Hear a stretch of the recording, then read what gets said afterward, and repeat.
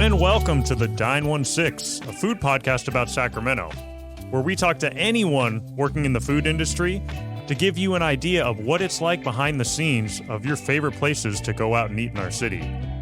Neil, it's been a little bit of a hiatus for us. We finally got the hot chicken episode out that we hope everyone enjoyed, and then a replay last week all about home gardening. How you doing? I'm doing good. It's good to be back. I'm happy to be back behind the microphone and talking with new people about what's going on in the Sacramento food industry. How you been? I've been good, yeah. Got over my bout of COVID and back into the studio, and we've got a bunch of interviews lined up with people. I will tell you something that's been bothering me a little bit, and that is I haven't gone out for a good burger in a while. Have you had a good burger in Sacramento recently? There's lots of good burgers. I'm not saying that, but I feel like I need to go out and just get a good burger. I agree with you. I have not gone out for a good burger in a while myself. I know there's a few good ones in town. One of my personal favorites is actually out of the Pangaea Beir Garden over in Curtis Park. Have you ever had that one? I have not had that one, no.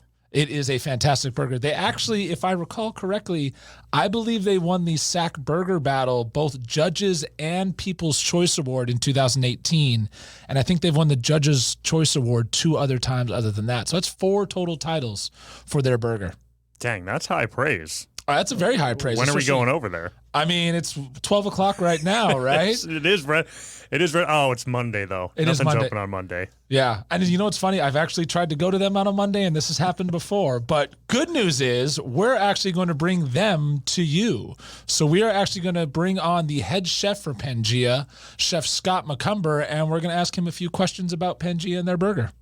Yeah, Scott's journey is really interesting. Pretty atypical story for someone who's a head chef at a pretty well-known spot in Sacramento. He was at Taylor's Kitchen before Pangaea, so as we mentioned in the interview, he's been the head chef at a couple real kind of flagship establishments here in Sacramento, and you'll hear his story how he got there is pretty interesting. It's definitely a lot different than most executive chefs that you run into. Yeah, I'm looking forward to you guys hearing it, and let us know what you think at the end. Yeah, so without any more introduction, here is our conversation with Scott McCumber, executive chef at Pangaea Beir Cafe.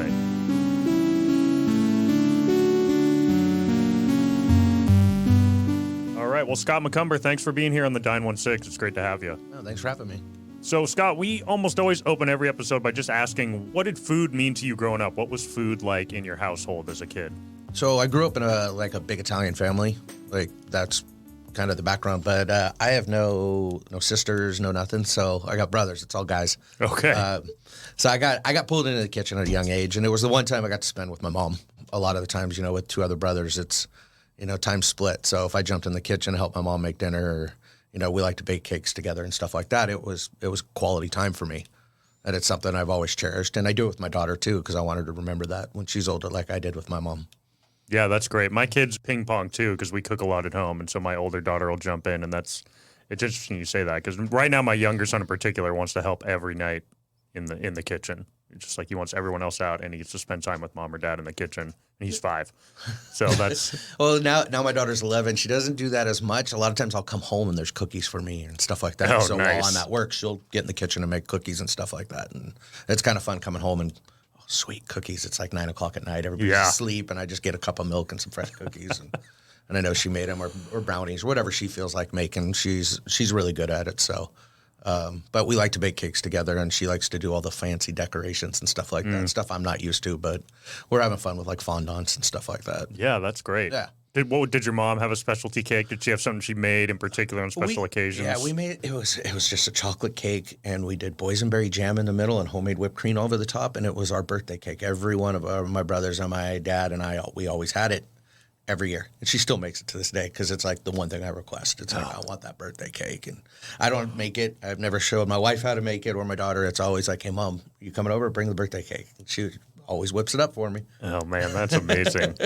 That's awesome. It's simple, too. It's just there was nothing special, but it was just always our birthday cake. It's mom's cooking. Yeah.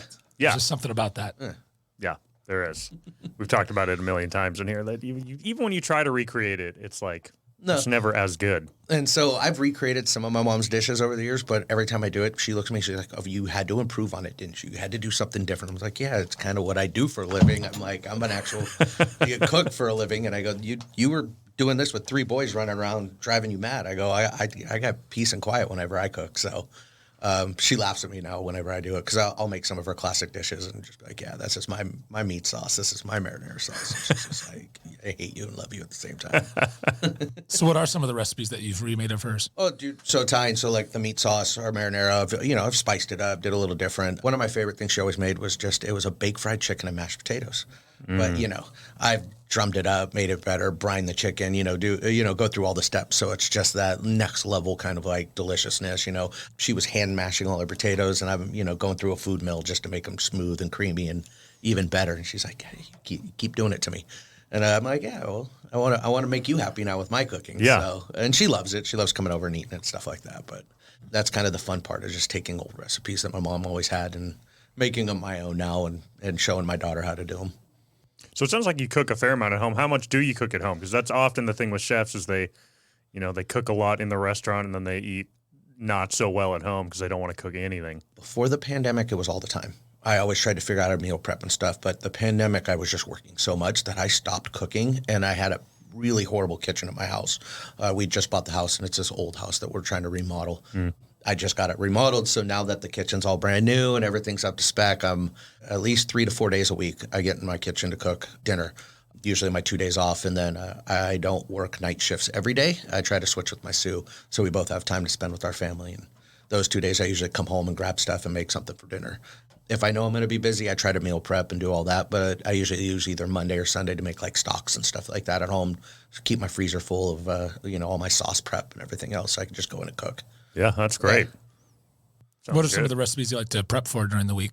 Mostly, like, I'll like sous vide chicken breast just to have them ready for everything. Like, that's my big thing is, like, my wife's like, why do you have, like, 12 pieces of chicken sous vide in the fridge? I'm like, because I can make stir fries out of it really quick. We can make sandwiches. Just go through the list of stuff. I can throw it in a cream sauce with some pasta, and I can do it quicker, and I don't have to sit there and cook the chicken. It's already done.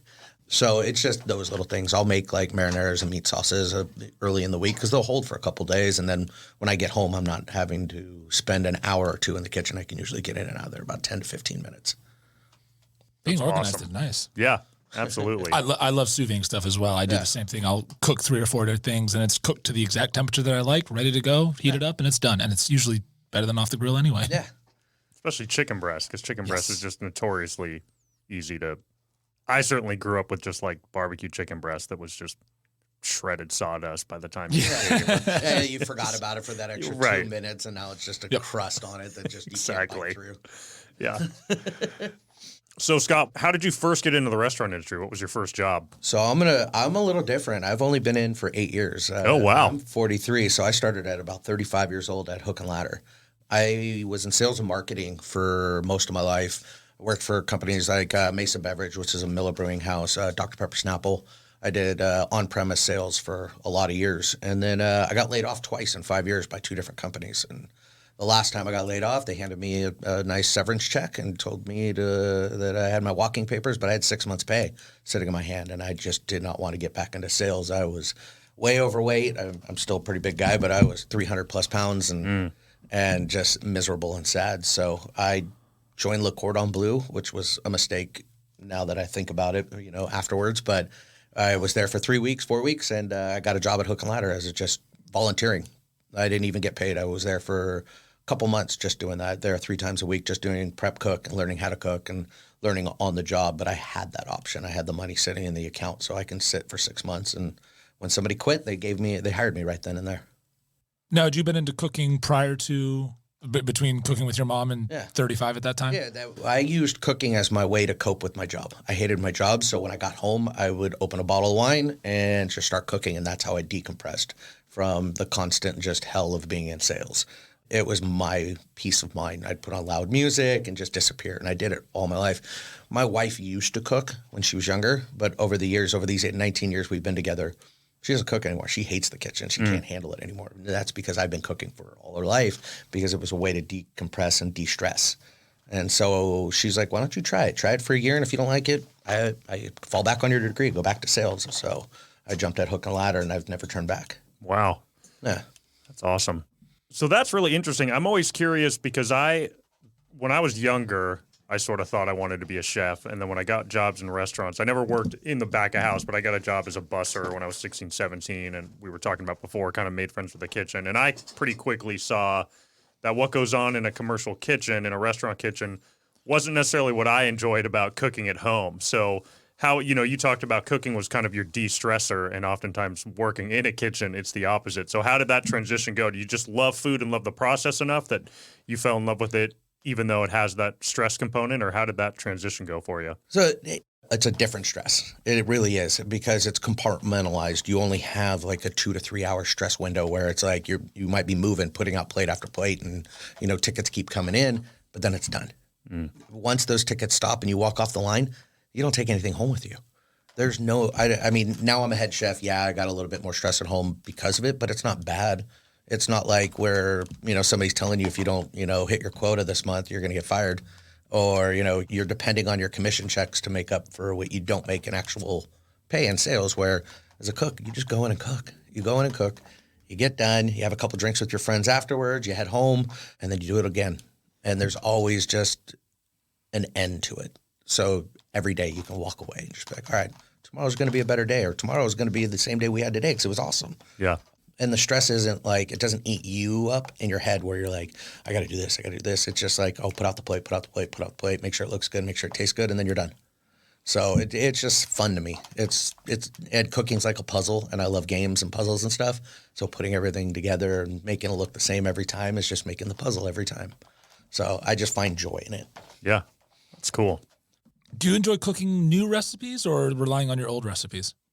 Both. Both? I'm always looking for like different things to try and new, and, reading different cookbooks and stuff like that. And, I just picked up a fermentation book that I'm going to start trying to go into and do a little bit of the stuff like that. And, I've gone through the whole barbecue. I have a really nice smoker at my house. So I went through all the processes of learning how to do it. I'm not going to say I'm a great, smokehouse guy that can do everything, but, that was a process. There's a whole different language to just smoking meat, and then pickling. I've done that. I've pickled everything you can think of in different styles and ways and stuff. So I try lots of new stuff, but it's always nice to go back to the classics and cook the stuff meat, marinara sauces, meat sauces, make my own handmade spaghettis and that kind of stuff, and pasta dishes and stuff. That's what I grew up on. I still love making it, but there's always something fun out there to try. What do people get wrong about Italian food at home? If you could tell someone, like, just do this with your marinara or your meat sauce, like, what are kind of the, because it's a lot of Italian food has a lot of technique, particularly pasta, but, sauces, a lot of it is just, it's simple ingredients, right? But I think a lot of people struggle to make it good at home. Let's see. I think the two major things I see people not do, and I still yell at cooks today about this one, is they don't season their water before they cook their pasta. Not enough, at least. And I tell people it should taste like the ocean. It should be salty as hell. That's the only way to do it, because you're not going to get any flavor in the pasta noodle if you don't do that. When it comes to your meat sauces and stuff, I tell a lot of people, I'm like, it's not just meat and onion and tomato. And basil or whatever herb you feel like doing. I use carrots and celery, and I grind them up in my meat grinder with my meat.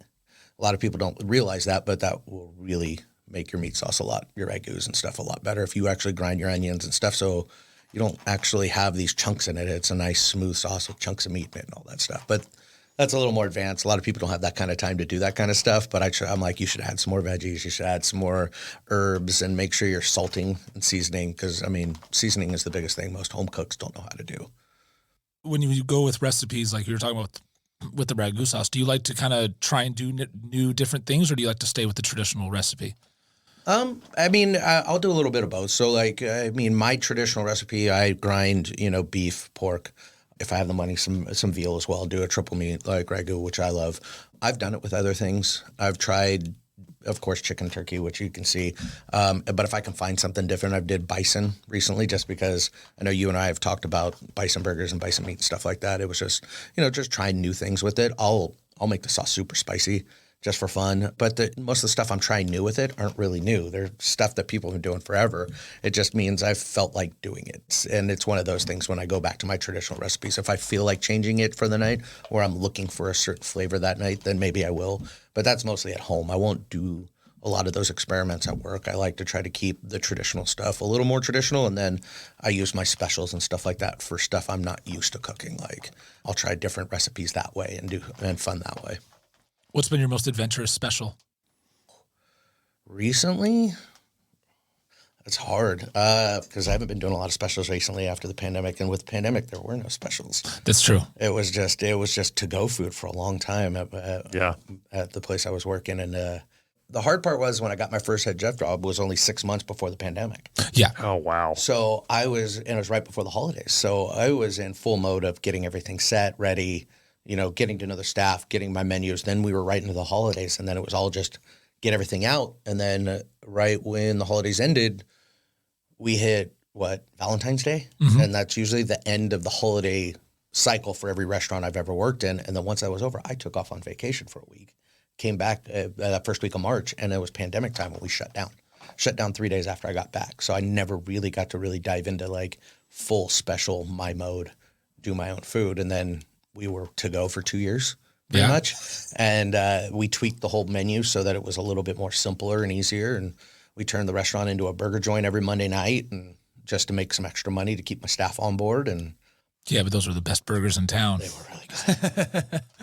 I want to do them. I want to do them at Pangaea, but Pangaea has one of the best burgers in Sac, and I can't really touch it. So Yeah. I think it's won Burger Battle, 2, maybe 3 times or something? 3 times? Yeah. Yeah. I mean, my wife's best friend, Pangaea, is one of her favorite spots. And so I had said, oh, you should text her and ask her any questions. And she didn't have a question, but she did say that her father-in-law, who lives in the Bay Area, dreams of the Pangaea burger and drives up here just to eat the burger. And apparently said he's tried to recreate it at home and just can't make it happen. It's a solid burger. It really is. And I'm not a guy that goes out and looks for burgers and stuff like that. But even before I started working there, I've been eating that burger for years. It was one of my favorites in town.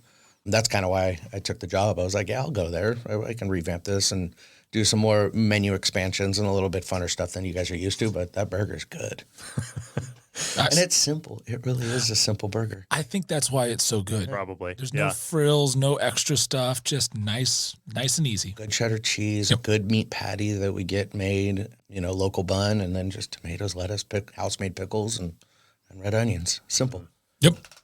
So let's go back. Tell us a little bit more about your path to where you are today. So you started Hook and Ladder, just volunteer prep cook, and then you got hired on. What was sort of your path through Sacramento from there? So I worked there for a few years under probably one of my best mentors, Brian Meisner, who was the head chef at the time. He's now with the Sacramento Kings. He's the head chef for the Players now, which is a really cool job. That's a pretty sweet gig. Yeah, I was like, if you ever want to retire, I'll take that job. But after that, I rolled over to Hawks Provisions and Public House. I worked there for about 1.5 years, 2 years. That was a lot of fun. Learned a lot. That's where like real high-end fine dining kind of started getting into my life. Like the expectations on the food that go out there are really elevated, and you can see it in the product. And that's why they got a great customer base. And there's a lot of people there all the time, both locations. And that's why the Hawks and Granite Bay is now 15 years. Yeah. They're celebrating their anniversary this week. So. And Public House just got the Michelin recognition. Yeah. The food standard that comes out of there is really good. And I learned a lot. That's where I learned a lot. And then after that, I became the sous chef at Grange, catering and banquets. And I did that for about 9 months. And that was one of the hardest things I've ever done in my life. 9 months of hell. Limited staff, doing 6-7 days a week, just open to close kind of deals, trying to get out food morning, noon, and night on all these different banquets. I would not wish it or dream it on any of my worst enemies. So just one of those hells. And then from there, I took a month off just because I needed it. And then I got a call from Camden Spit and Larder to come help them out just part-time. And that turned into a full-time gig for a few months. And once I got going there, I applied for Taylor's Kitchen, and I was their head chef for 2.5 years. Oh, wow. Up until January of this year. And then I left them, took a couple weeks off, and then Pangaea called me and asked if I wanted to come take over that restaurant. So I want to go back a little bit just so people can hear. Can you explain the differences of being a banquet chef versus an everyday chef like at a restaurant, and just compare and contrast that, because it is wildly different. And I don't think people realize that. All right, so banquet chefs, I mean, my experience at least, you do 1,200 covers in a day, and it's you, maybe 1 or 2 other cooks, and that's it. You would start off doing breakfast for 800 people in the morning with burritos and eggs and bacon and all the accoutrement, just everything you can think of, potatoes and stuff. That would be done. You would get about a 2-hour break in between to prep up for the lunch shift, because the lunch banquets would all start rolling in. And when you got, you can fit 500 to 600 people in the hotel at a time in different banquet rooms. You would have to do, different continental style lunches. You would do Mexican lunch or an Italian lunch or just sandwiches. And that's all being made by 3 people. That's it. And then you would get done with that. And then it would be an hour or 2 break. And then you would start working on the night stuff where it would be, braised short ribs for 200 wedding guests upstairs. And then you would have downstairs at 3 other banquet houses, you'd be doing a Mexican dinner while you're doing that. So, and you would be cooking 5 to 6 different styles of cuisine in one day, in one shift. And it's just the absolute horror of it is you got to take all that food and you're in a basement, pack it all up and get it to a 7th, 8th, 9th, whatever floor you're on, and then plate it up there. And you got to do it while it's still hot. You got to keep it hot. So you're plating. There's no warmers up in those banquet rooms. You're going into just almost a tent. Yeah, a tent, or somebody, they decided to take the one hotel room that was connected to it and gut it, and that's your little prep room, and you're sending stuff out. Or you're in a hallway. Literally, the hallway, you walk between the two. You set up a couple foldable tables, and you're just plating. And it's got to look as good as the restaurant food coming out. Yeah. Because that's what they're expecting. So if you've ever eaten at Grange or you've ever eaten at one of those really nice hotels, the food comes out of there. It's gorgeous. So you got to have it look as close to that as possible when you're trying to serve it. And you're still doing it with 2 to 3 people. And sometimes it's by yourself on one floor, one of your other cooks on a different floor doing the exact same thing, and another cook on a different part of that floor doing the same thing. And then you got servers trying to help you plate because we're trying to get the food out as quick as possible. And you want to pull your hair out. I mean, it's funny because I made some friends through that area, but while we were there, we probably all hated each other. But when we all left, we all went, that was not us, it was that. Yeah. That's what turned it. I mean, you and I, we hated each other at Grange. And then we worked at Camden together and we're like, dude, that place it killed you. Yeah. It physically and mentally killed you. And I was going through some hard times at home at the time, and it just, I literally burnt myself out completely in 9 months, to the point where I didn't even know what I was going to do with my life. I told my boss on December 1st, I was like, I'm going to get you through the 30th, and I'm done. So I got him through the holidays, and January 1, I was just at home. No more job, no nothing, just trying to help my wife out through some stuff. And I was like, I don't know if I want to go back in the kitchen anymore. And I took a couple weeks off, and then I was like, no, I want to go back in the kitchen. I go, that was not what it was supposed to be like. And it's also such a different environment. Like you're cooking, 1,200 fillets. You're not actually cooking what the people are actually ordering at that moment. Yeah. It's totally different. Yeah. But yeah, that's where actually you and I met. Yeah. Yep. I was one of the servers running around with my head cut off. Yeah. Helping me plate up food, but we're both just angry at the time. And it's just work should never be that way. And I always loved cooking so much that was the one hour where I was like, I can't stand this anymore. I don't want to do this anymore. Why would I ever want to do this? Then I realized after being away from it, it was just that. Because even the hardest times at all my other restaurants, it was never that bad. And what's bad is my friend, one of my closest friends, hired them to help me there. And she took the job from me when I left. Oh, man. Yeah. And I forewarned her, but she had a little different situation. They ended up giving her a job out in LA as a head of a hotel cool. restaurant. So she did good out there for a little while, but she left that after a while too as well. Yeah. I mean, that's also a learning experience of learning what you do like versus what you don't like. What other experiences have you had in kitchens that have kind of lead you one way or the other, either positive or negative? I think working at Hawks and with the crew I worked with there, I realized how much I actually liked fine dining, how much I liked and I'm not going to say I was ever the best or great at it. And I had times where I was spinning, because it's a whole different beast, trying to cook Wagyu steaks and stuff like that. And in your brain, you're like, I can't mess this up. This is an expensive piece of meat. I don't want to ruin this. And you're just getting started. And you're thinking like, I was 37, 38 when I'm doing this. Like, I got to make sure this is just right. And you spin, but you start realizing when it's done that the food you were putting out was so awesome. And the stuff I was learning there and how to do it, and just the, different things where I'm sitting at a grill at Hook and Ladder, and every other place you got these big fat tongs, you're grabbing the meat, throwing it. But at Hawks, I had to use tweezers. You had to use tweezers to get the meat off the grill. You never use tongs. There's no tongs in that whole kitchen. So you learn these finer nuances of why you're doing it, what's it for, and like the sauces you would make, and the next step. Like there's all these base sauces that you've made in every restaurant you ever worked, but when you work at places like Camden or Hawks and stuff, you start learning what those sauces can become even better and how to do them even better, and how to make that steak taste just a little bit better than what you're getting everywhere else. And it was just fun. And I still miss it to this day to do the fine dining. And I know I'll probably get back into fine dining one of these days, but So I'm trying to bring it home. I'm doing a lot more like playing at home, trying to recreate the fine dining for my family and stuff like that. Because I never did it for them, really. I was always I'm just going to cook what I want. But now I'm like, all right, we're going to make this look pretty, and I'm going to plate this up just right. That's fun. Yeah. You mentioned you've been at Pangaea since January. So what, and we talked about the burger and how that was sort of sacred and you kept up the same. What changes have you got to make at Pangaea? What's been exciting to go there and revamp for you? So the biggest thing was like I got there and over the pandemic, they cut the menu down to almost like 5 items. There was no more mac and cheese, no more pulled pork, like all the comfort foods that people liked there. You still had your burger, your nachos, your fried chicken, a couple salads and stuff like that. So that was the first thing I did is like I brought mac and cheese back. It's not the old school Pangaea, it's kind of my own. I do a 5 cheese mac and cheese, and then I brought back pulled pork sandwiches, barbecue pulled pork sandwiches, and so you can add it all to everything else. We put a shrimp taco on the menu.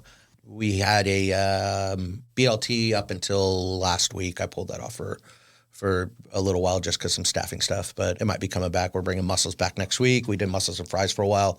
I gave it a 2-week break, and we're going to do some chorizo mussels starting next week and stuff like that. So it's more revamping and trying to build that menu just slowly, so I'm not overpowering all my cooks like, hey, here's 20 new things on the menu.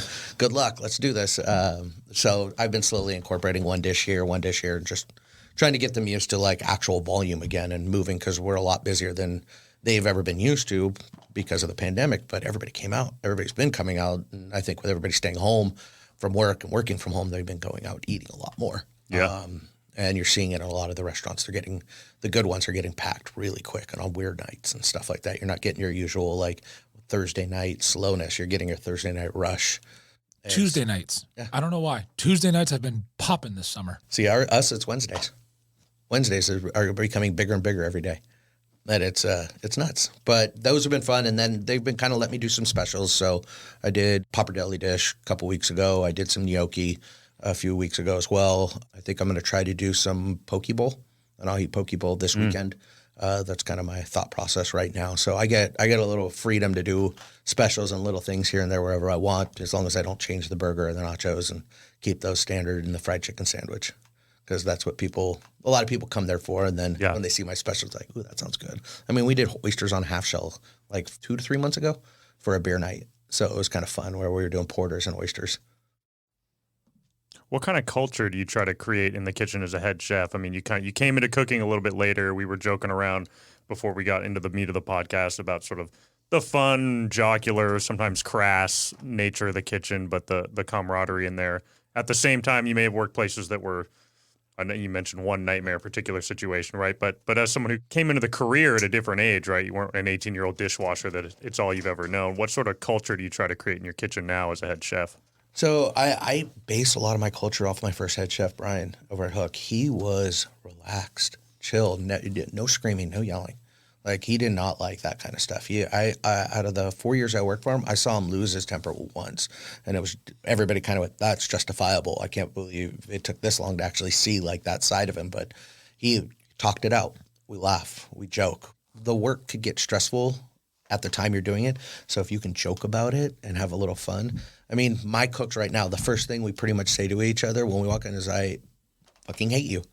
That's how we greet each other. I'm like, I fucking hate you too. And then it's like a hug and all right, let's get to work. And then we all have fun and joke and, talk about some of the stupidest things you'll ever hear about. And I can't believe we get on these subjects, but they just come out of somebody's mouth and then we go off on it. But I try to keep that environment really light, really fun. I mean, I try to say cooking's supposed to be fun. Why do kitchens not make it fun? Because there's usually somebody angry that wants to yell and scream, and you don't need that kind of environment in your life. I'm a grown man. I don't want anybody yelling and screaming at me. Yeah. And the people that work for me are all grown-ups. I don't need to yell and scream at them either. If I have a problem with them or something goes wrong, we can talk it out rationally like grown adults and not yell and scream like we're in the military, because it's not the military. Right. So, and it keeps people happy. I got guys right now that are working for me that say, dude, if you ever decide to do anything else outside of this, we're following you. And it's because you keep them happy. And if you can keep them happy and light-footed, they'll do almost anything for you. Especially key right now is it's hard to find and keep people in the restaurant industry right now. So, yeah, those chefs that are... I'm hoping it'll change. I mean, the unfortunate part is it is going to change because people keep closing their doors. So those cooks keep getting shuffled out. But what's also going to do is it's going to nix all the bad cooks, because bad cooks are getting pushed away. to jobs that no one else would want to cook would ever take. Yeah, the toxic ones are getting pushed out, and I can personally attest being a server with you in the kitchen as well. Like I've told you multiple times, hey, let me know what you're doing. Like I'm always listening to another job offer. Just don't listen to this episode, Oliver. Sorry, Oliver, I'm taking them. No, yeah, if you keep it fun, and you've seen me, I joke around. It's a blast. The kitchen's a blast. It's a whole bunch of people just cooking food, and my mom was that way in the kitchen. We always had fun. We had loud music playing while we cooked, and it was just that was the fun part of it, and it should be that way while we're growing up. It's almost like I always equate it like baseball players. Like I get to play a game for a living. I get to cook for a living. That's it. I mean, I get to just sit there and make food, and if it's an open kitchen, get to watch people eat it and smile and be happy, and they're celebrating something, hopefully having a good time. And occasionally you'll get the person that's not celebrating something, eating food, but you know what? Hopefully my food made it better. I love that. I mean, that's really why I, as someone who, has worked in restaurants some but wanted to kind of go into talking about food, because that's how it was for me. I mean, both my parents were good cooks, and like that combination of the camaraderie in the kitchen, it's fun to hear a chef talk about bringing that into the commercial kitchen and then making people, I mean, what's better than making people happy? I mean, I've removed most vices from my life, the really unhealthy ones, other than a good meal, and it's still makes me feel good. When I'm sad, it makes me feel better. When it just has an amazing connective power for people. And I think having that in the kitchen is how you put out good food as well. And I think if you actually are a cook, I recommend every cook work in an open kitchen so you can watch that. If you can see it, if you're stuck in a back room trying to do the cook, you're never going to see that. But once you see it, it's amazing. It's like when I worked at Hawks, like it's an open kitchen. You would watch people, there would be celebrations, people cheers, and people would come up to us and just thank us.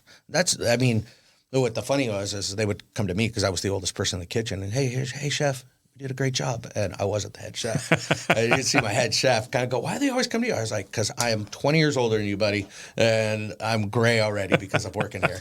And he would laugh about it. But he's like, good, you can talk to him. I don't have to. But that's the joy, though, is like you get to see it. If you get to actually see it, or work a catering event while you're open and these people are really happy and you're putting out food and they're like, dude, this is really good. I love it. And you're now a part of that event. So I've been a part of marriage proposals. I've been a part of weddings. I mean, I've get to see all this stuff. And my food was part of their memory. Yeah. They might not know who I am, but I know they know my food. It's art. And I've never been upset looking at art. You take a good bite of something, you're never going to be angry at it. No. Oh, that was a great grilled cheese. I'm mad now. No one has ever said that. No. Yeah. I had a good grilled cheese yesterday. I went to the Rind. I love it. Oh, the rind is good. The triple brie D. Yeah, that's nice too. So I want to go back a little bit. Since you did take the unorthodox route into the kitchen, what has been your greatest challenge in the kitchen? So a few of them is like the first thing was I had to keep up with the 18-year-olds, the 16, 17, 18, who the youngest guys in the kitchen, the youngest people. I had to move like they did. Because if I didn't move like they did, no one was going to take me seriously. I had to move faster. I had to pick up things quicker because I was the old guy trying to catch up to them. And then I had to be ahead of them because the minute I was able to do something, people started depending on me before them, even though I got guys that have worked in kitchens longer than I have working for me right now. I have to be ahead of them at all times. That's the biggest challenge, is making sure that I'm not stepping back and not pursuing what I want to do more and more because I'm 43 years old. I got about another 12, 15 years left before I'm out of a kitchen completely. These guys got another 20 to 30 years left. So I got to make sure I stay ahead of them or else I'm never going to have my job. I'm going to go back. And nobody wants a 50-year-old guy coming in to work their kitchen as a line cook.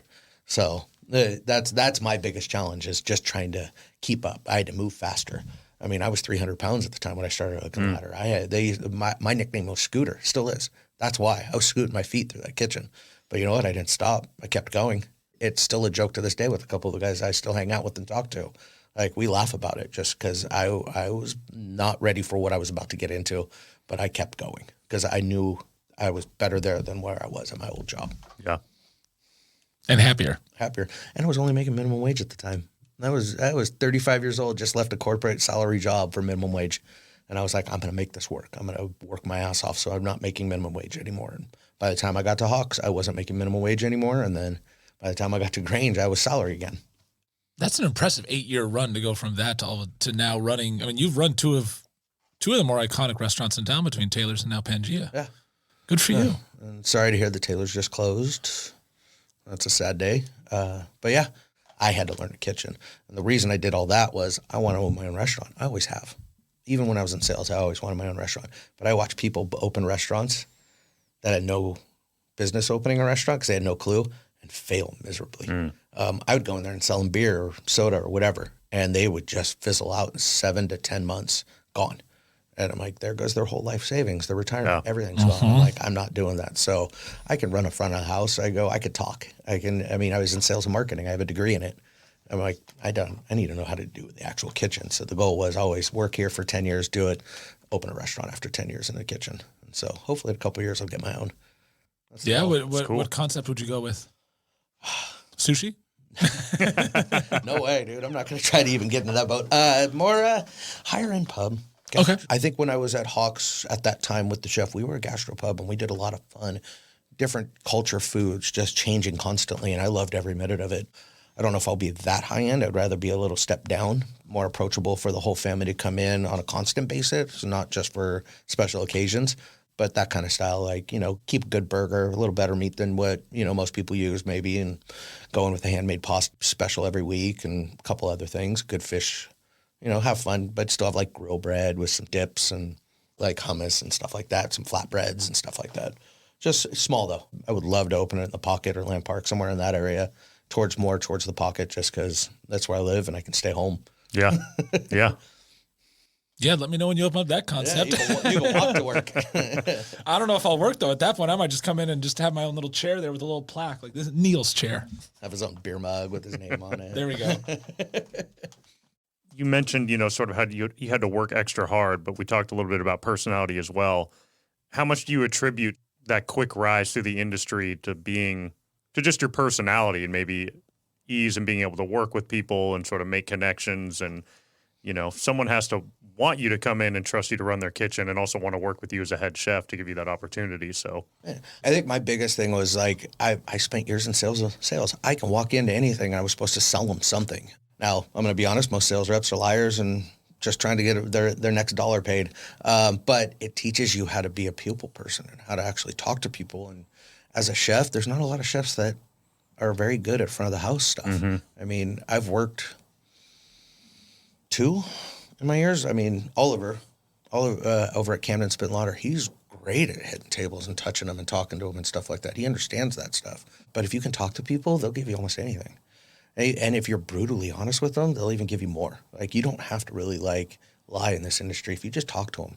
And so me being able to talk and actually communicate, that's a huge thing in a kitchen. If you can sit there and I jumped online this weekend and my sous chef goes, and he was in the middle. He was the one talking. He's like, no, you do it. I'm like, why? And he's like, you're so much better at me. I go, well, then learn it. I go, this is easy.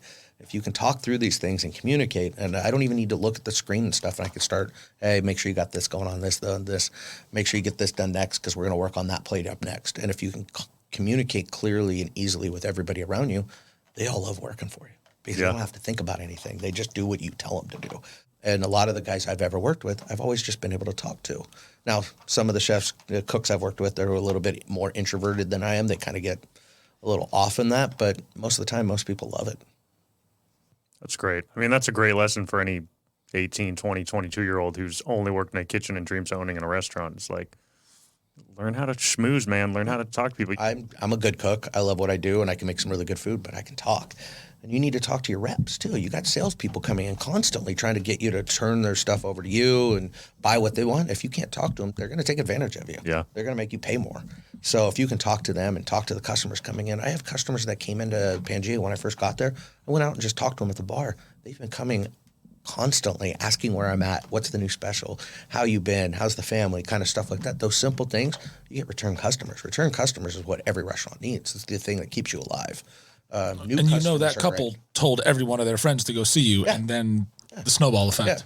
I think that's something a lot of chefs could learn from. Like, what person doesn't want to feel like they have a personal connection with the person who's making the special food that's coming to the plate, rather than just the server who's supposed to sell it, which is great, too. Having good front of house is important. But if you can have people at a dinner party be able to say, I know the chef at Pangaea, I know the chef at Camden, when really they just have talked to them at the table a number of times, it's like, that's gold.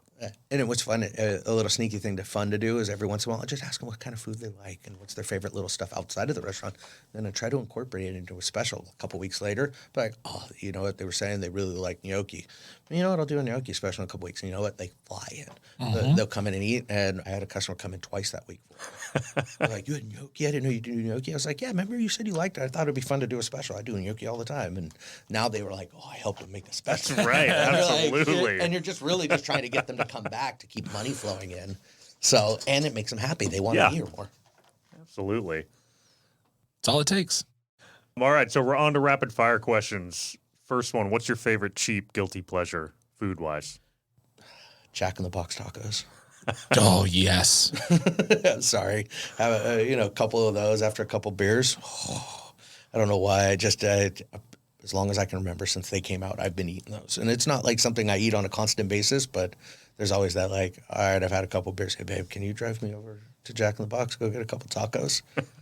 The one off Freeport near the police station? Yep, the one I go to, too. So before I moved over there, I had met, like everywhere I've ever lived since they've been out, I know where the closest Jack in the Box is. So when I've had a couple beers, I'm like, let's go. And then they came out the little mini ones. Those are I haven't dangerous. tried the mini ones. They're really good, but really dangerous. Don't do it. Just keep getting the big ones because the little ones, you can sit there and eat like 3 or 4 of the boxes of them, and they just pop like popcorn, and they're just deliciously tasty. Yeah. Yeah. So it's a Monday night. Where are you going for dinner tonight? Quick and easy with the family. See, it's Monday night's Ryan. Ryan's the only thing that's really open on Mondays. And Okay. I love their grilled cheeses. My daughter loves their My wife, Ryan, is always there. Now, if I'm no family, I usually go to Rochambeau. Go get a glass of wine, a little snack there. A little underrated, but they do this bread service with always these different butters. Like last one I had was like an orange butter they did. It was really good. And it was just bread, and I had a glass of wine, and it was perfect. I'm simple. When I go out by myself, I don't want a lot of food. I want something. If you have a tartare, I'm coming. I love tartare, and I'll critique you hard on your tartare because it's one of my favorite things in the world. Best tartare in town, then. I was just going to ask. Yours? Mine. You have one at Pangaea? No, I did a special. We did it, and it sold well. Oh, I bet. But yeah, I always think mine is. So when's the next tartare special at Pangaea? Right. Probably in a month or two. Well, we're going to need that text message when it does. Right, yeah, absolutely. Yeah, I'll definitely send it to you. What's the thing you wish you could go back in time and eat from your childhood? Probably my grandma's lasagna. It was really good. We always only got it for holidays because it was a big production for her. But yeah, grandma's lasagna back in the day was always amazing. Maybe that and my grandfather's leg of lamb roast. He always did a leg of lamb roast for holidays as well. And that was something I still eat to this day. And it's just the memory of sitting around that table with the pasta and the lamb and just, the whole family there, my brothers, my uncles, everything. Just something that I always remember. And there was always this drawer right by my grandfather. And you open it up, there was cookies in it and stuff like that. It was just always in my head. Yeah. What TV show are you watching right now? Westworld. Westworld? Yeah, the new season. Okay. We're still a couple episodes behind. Her and I don't get to watch a lot of TV together because she works all day and I work usually in the night. So by the time I get home, she's asleep. So I watch my own shows, but Westworld's always that. And if I'm not watching movies, shows with her, I'm an anime dork. Okay. So I watch a lot of anime. What's the cookbook you think everybody should have? To be honest, it's not a cookbook. It's the Flavor Bible. Oh, yeah, I've got that. I'm going to be honest. If you're into cooking, that's the one you should have because it's fun to kind of pair up ingredients, and it's just this big encyclopedia of what's what and what pairs with it. They're kind of expensive. I think it's like an $8 book. It's a thick book, but it's big. And you can be like, you know what? I got blueberries and broccoli sitting in my fridge. What should I do with it? And you could pair them both up. And if you use the book right, you can pair up like 5 other ingredients and make something with it. It is. It's rad. Yeah, you're right. If you're someone who likes to cook but feels like you don't exactly know how to get more adventurous than a recipe, yeah, exactly. It's a way to get out of just cooking recipes. It's starting to think on your own how to cook something. I've shown it to every cook all young cooks. I'm like, dude, if you got a chance, buy this. You looking it up right now? I absolutely am looking it up right now. Seen it? I've seen it, but I don't own it yet. It's a good one. It's cool. Yeah. All right. Well, Scott McCumber, thank you so much for being on the 916. It was really great to have you today. Thanks for having me. I had a pleasure.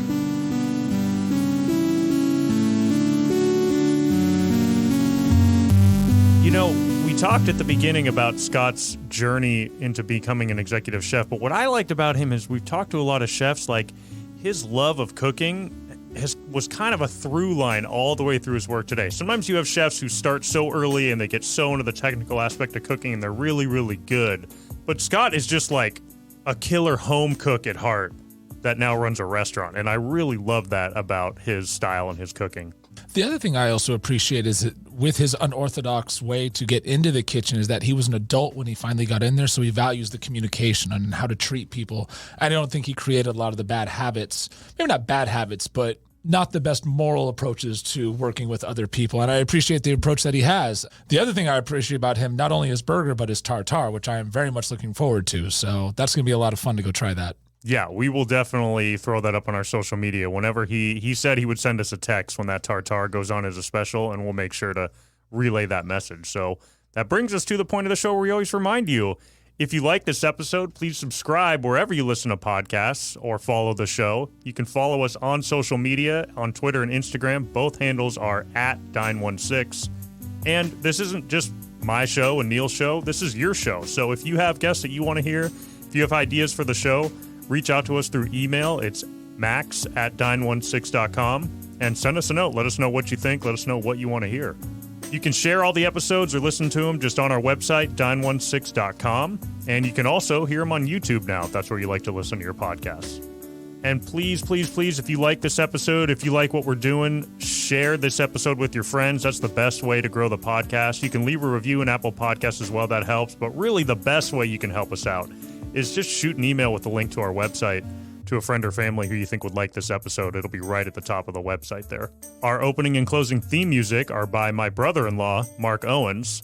The Dine16 is a production of the Hear Me Now studio right here in Sacramento. We'll be back next week with a brand new interview and a new episode. We've got a whole bunch of interviews lined up, so we should have new episodes for you week by week as the rest of the year continues. And so until next week, as always, eat something you love with someone you love.